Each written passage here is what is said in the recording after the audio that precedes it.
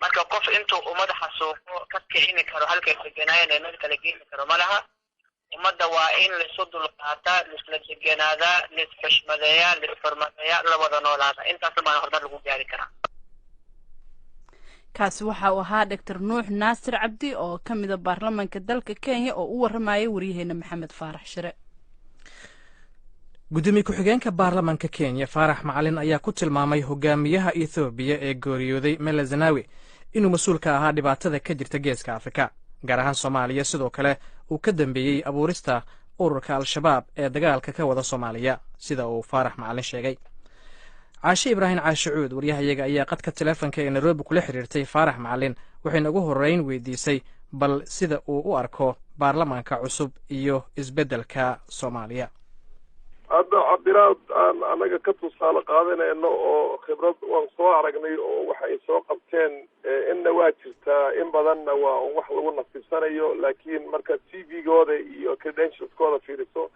waxaad moodaa inay aada uga bedelan tahay waxii hore oo dhan oo soo marnay taa awgeed rajada aad bay u wanaagsan tahay midda kale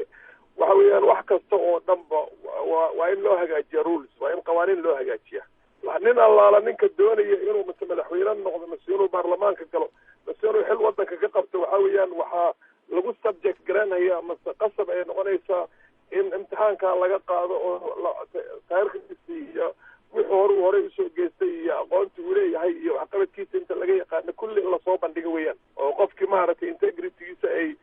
khariban tahay meesha lagu reebo. dhinaca kale Faarax Macalin waxaad ka warantaa waxaa geeriyooday Meles Zenawi ra'iisul wasaarihii hore ee dalka Ethiopia oo sidaan ka warqabno saameyn ballaaran ku lahaa gobolka geeska gaar ahaan Soomaaliya bal waxaad ka warantaa geeridiisa iyo waxa ay ka bedeli karto dhaqdhaqaaqyadii ka jiray geeska Afrika gaar ahaan Soomaaliya. horta waxa weeyaan geeri qof bilow aadam ku dhacday xag Ilaahay bay ka imaatay wax aadam uu gacanta ku haya maaha laakiin waxa iyada aan isweydiin lahayn 20 sano oo soo dhaafnay Meles inuu ku lahaa qaybta ugu lixaadsan geeska Afrika siiba maartay Soomaaliya oo anagana aan u nisbaynaa runtii Soomaaliya waxay u degi weyday oo ilaa haatan dhibkan ay ugu soo jirtay in wax maartay asaga uu ideologue u ahaa oo asaga uu ka akibaha asaga oo moodayay inuu ku xisaabtamayo waxyaabo iska dhaadhicay oo taariikhi iyo runtii inuu maartay uu noloshiisa siyaasadeed ee uu arkay inuu intuu halista Soomaaliyeed beera uu ku kobcin kara maartay reer galbeed ay ku garab qaban karaan dad badan baa waxay oranayaan nin wanaagsanaa oo runtii rukun maartay asal ka ahaa inuu ahaa anigu waxaan u arkaa inuu ahaa dhibaatada ka jirta geeska Afrika oo dhan ninka ka akibka inuu asaga u ahaa qasab weeyaan hadduu nool yahay iyo hadduu hadda geeriyoodayna way isbedeli lahayd maxaa qofka bilow aadamka taariikhda muddo unbuu ka dhex muuqanayaa oo maaragtay mise uu qasi karaa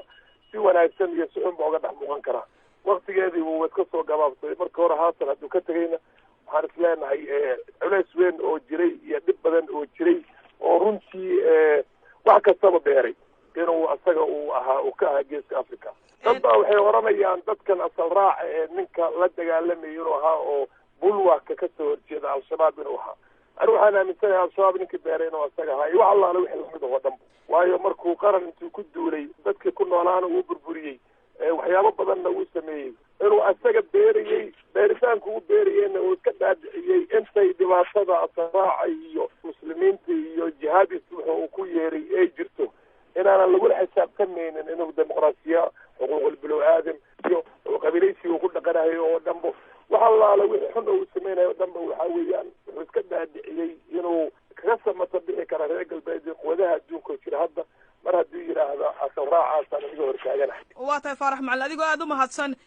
Meles hadda wuu geeriyooday laakiin wuxuu ahaa shakhsi sidaad sheegtay saameynta intaa la eg ku lahaa geeska Afrika markaad fiiriso hadda shakhsi buu ahaa wuu geeriyooday laakiin xisbigii uu ka tirsanaa golihiisii wasiirada iyo saaxiibadii oo dhan baa jooga maxay marka taasi gobolka ka bedeli kartaa baad isleedahay mar haddii saaxiibadii oo dhan ay joogaan waxaan ideology maaragtay dhisan oo maaragtay laga shaqeeyey oo loo hoggaansan yahay oo ka dhaale ma ahayn wuxuu ku dhaqanaya ninka nin iska dictator ahaa yuu ahaa asaga ahaa alpha iyo omega meesha laga bilaabay meesha u dambaysa oo dhanbo talifka asaga u ahaa ma aamintani mar hadduu meesha asaga ka tegey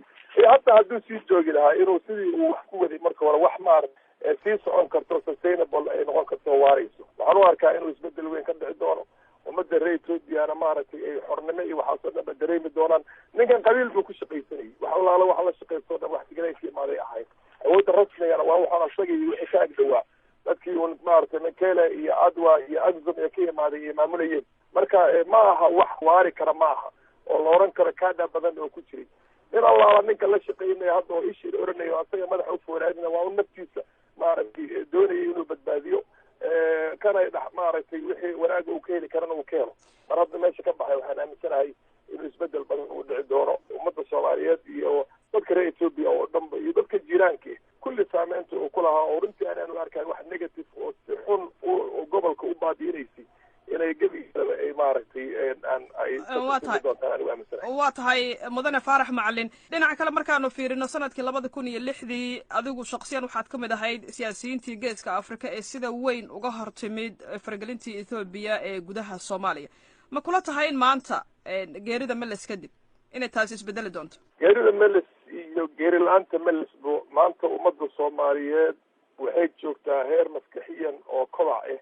oo ay ku gaareen inay ogaadaan cadawgooda dhabta iyo wixii lagu siri jiray.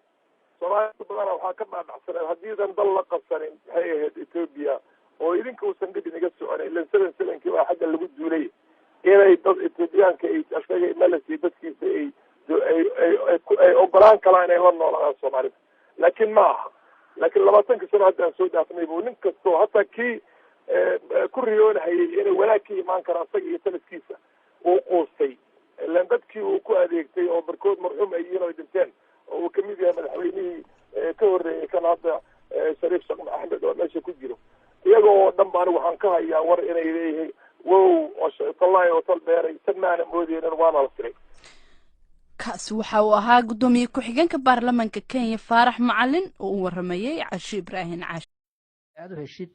wararka iyo barnaamijyada ka baxa warbaahinta wararka nabadda iyo xorriyadda fadlan ku xidhnow oo ku soo biir channelka YouTube-ka oo magaciisu yahay warbaahinta xorriyadda.